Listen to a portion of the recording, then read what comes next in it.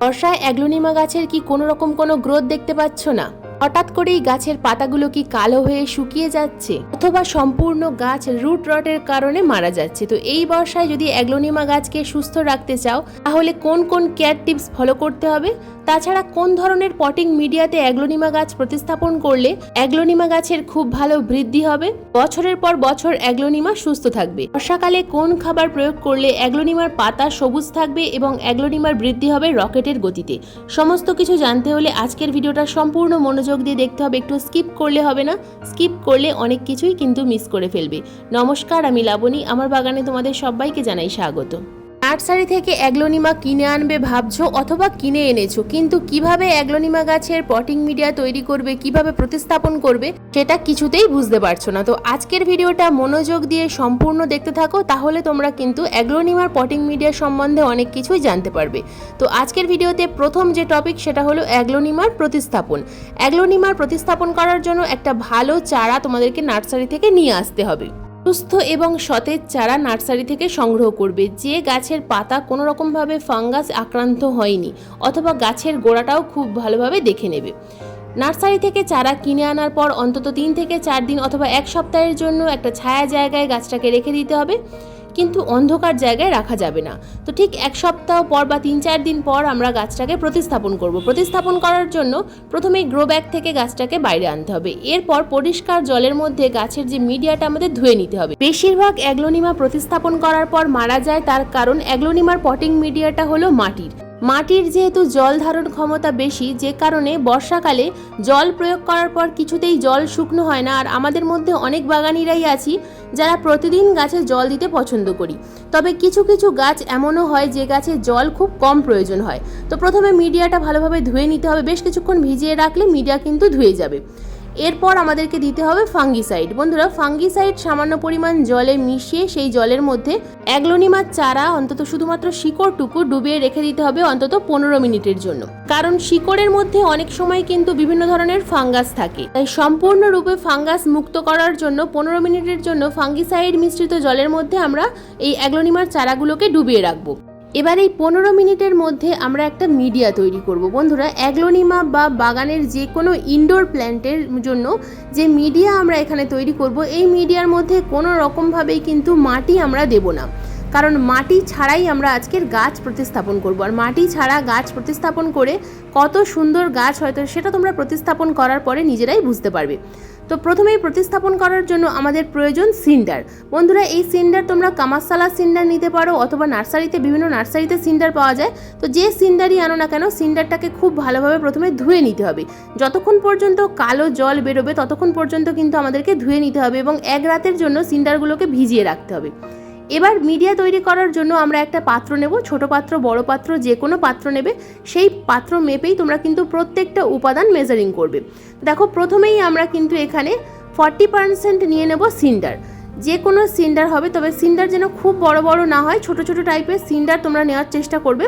তো দেখো, এখানে আমি যে সাইজের সিন্ডারটা নিয়েছি এই ধরনের সিন্ডার নিলে ভালো হয়, তাছাড়া এর থেকে বড় সাইজেরও নিতে পারো। 40% সিন্ডার নিলাম। এবার নেব 30% কোকো চিপস। বন্ধুরা, এই কোকো চিপসগুলো নারকেলের খোসা।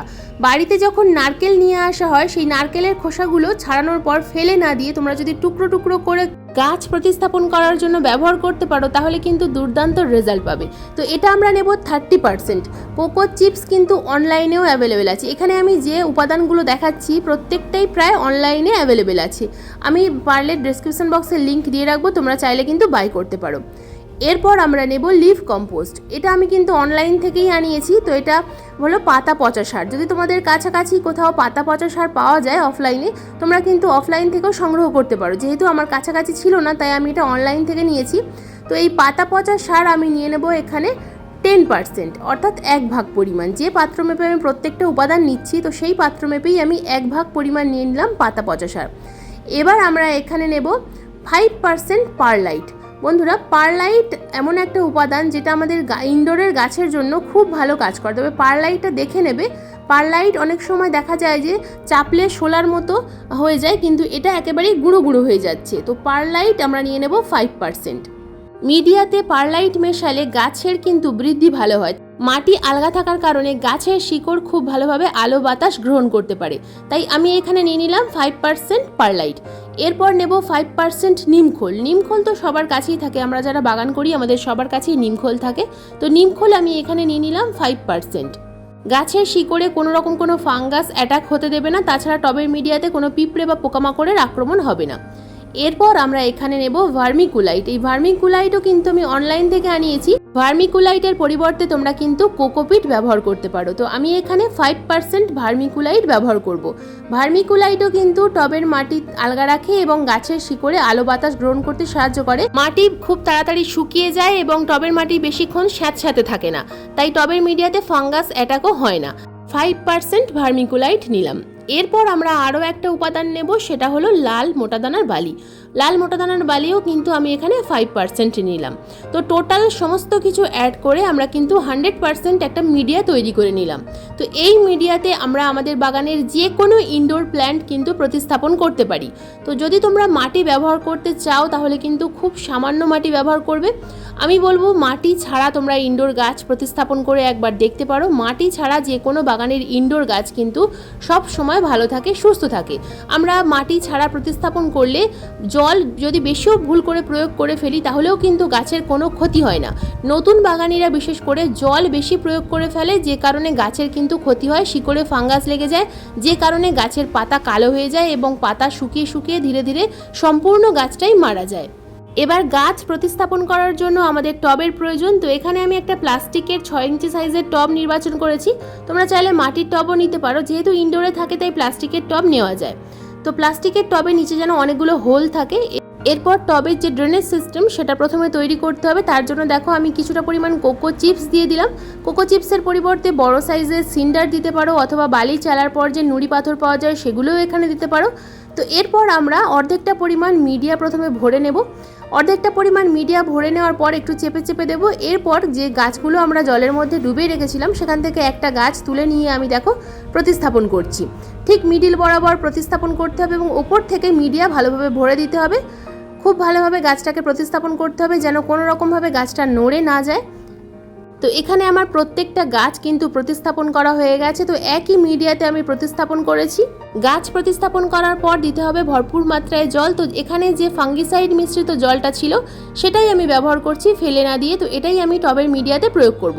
ভরপুর মাত্রায় প্রয়োগ করতে হবে যেন প্রথমবার জল দেওয়ার পর টবের ড্রেনেজ সিস্টেম দিয়ে জলটা সম্পূর্ণ বেরিয়ে যায়। প্রতিস্থাপন করার পর আমরা কিন্তু এই গাছগুলোকে শেডের মধ্যে রেখে দেব, কিন্তু একেবারে যেন অন্ধকার জায়গা না হয়। অ্যাগ্লোনিমা গাছকে আমরা এমন একটা জায়গায় রাখবো যেখানে সকালবেলার অন্তত 2 থেকে 3 ঘন্টা রোদ্দুর আসে, তবে দুপুরবেলার অতিরিক্ত রোদ্দুর একেবারেই পছন্দ নয়। যদি মনে হয় যে তোমাদের বাড়িতে রোদ্দুর কম, তাহলে প্রতি সপ্তাহে অন্তত একদিন সকালবেলা 3-4 ঘন্টার রোদ্দুর অবশ্যই এই গাছকে দেবে, একেবারেই অন্ধকার জায়গায় রাখবে না। এরপর দেব ফার্টিলাইজার। বন্ধুরা, গাছ প্রতিস্থাপন করার ঠিক 1 সপ্তাহ পর থেকে আমরা ফার্টিলাইজার প্রয়োগ করা শুরু করব। মাসে 10 দিন অন্তর অন্তর 1 লিটার জলে 5 গ্রাম এপসাম সল্ট এবং 2 গ্রাম যে কোনো ব্যালেন্স এনপিকে মিশিয়ে গাছের পাতায় স্প্রে করতে হবে। এই খাবারটা যদি 10 দিন অন্তর অন্তর তোমরা প্রয়োগ করো তাহলে তোমাদের বাগানের প্রত্যেকটা গাছের পাতা চকচক করবে এবং গাছের গ্রোথ খুব ভালো হবে। এপসাম সল্ট এবং ব্যালেন্স এনপিকে স্প্রে করার ফলে গাছের পাতা সবুজ থাকবে, চকচকে থাকবে। গাছের পাতায় যদি কোনো রকম কোনো ধুলো জমে সেটাও কিন্তু ধুয়ে যাবে। তাই এই খাবারটা অবশ্যই তোমরা প্রতি 10 দিন অন্তর অন্তর গাছে স্প্রে করবে। আর টবের মাটিতে কি খাবার প্রয়োগ করতে হবে তা আমি অন্যান্য ভিডিওতে দেখিয়ে দেবো, এবং আগে আমিও কিন্তু এই অ্যাগ্লোনিমার ভিডিও দিয়েছি, আমার চ্যানেলে ভিডিও আছে, তোমরা চাইলে দেখে নিতে পারো যে টবের মিডিয়াতে কি খাবার প্রয়োগ করতে হয়। তো নতুন গাছ যদি প্রতিস্থাপন করো তো এইভাবে প্রতিস্থাপন করো এবং গাছে 10 দিন অন্তর অন্তর যে খাবারের কথা বললাম এই খাবার প্রয়োগ করো। আর প্রতি মাসে অন্তত 2 বার করে যে কোনো ভালো মানের ফাঙ্গিসাইড স্প্রে করার চেষ্টা করবে। তাহলে বাগানের অ্যাগ্লোনিমা গাছে কোনো রকম কোনো ফাঙ্গাস অ্যাটাক হবে না এবং গাছগুলো সুস্থ থাকবে। টবের মাটি যদি ভেজা থাকে তাহলে জল একেবারেই প্রয়োগ করবে না, কারণ অতিরিক্ত জল কিন্তু অ্যাগ্লোনিমার শত্রু। টবের মিডিয়া শুকনো হলে তবেই কিন্তু আবার দ্বিতীয়বার জল প্রয়োগ করবে। তো বন্ধুরা, এই ছিল আজকের আমার অ্যাগ্লোনিমা গাছের পরিচর্যার ভিডিও। আজকের ভিডিও তোমাদের কেমন লাগলো অবশ্যই কিন্তু কমেন্ট করে জানাবে। আজকের ভিডিও ভালো লাগলে একটা লাইক করো, শেয়ার করো, হাইপ করো। চ্যানেলে যদি নতুন বন্ধু হয়ে থাকো চ্যানেলটিকে সাবস্ক্রাইব করে পাশের বেল আইকনটা প্রেস করে দিও এরকম নিত্য নতুন বাগান সংক্রান্ত ভিডিও দেখার জন্য। তো এইরকম নিত্য নতুন বাগান সংক্রান্ত ভিডিও প্রতিদিন ঠিক সন্ধ্যা 6টার সময় আপলোড করি। ভিডিও আপলোড করার সঙ্গে সঙ্গে যখনই ভিডিও লাইভ হবে তোমাদের মোবাইল স্ক্রিনে অথবা কম্পিউটার স্ক্রিনে ভিডিও নোটিফিকেশন পৌঁছে যাবে। আজকের ভিডিওটা সম্পূর্ণ মনোযোগ দিয়ে দেখার জন্য তোমাদের সবাইকে জানাই অসংখ্য অসংখ্য ধন্যবাদ।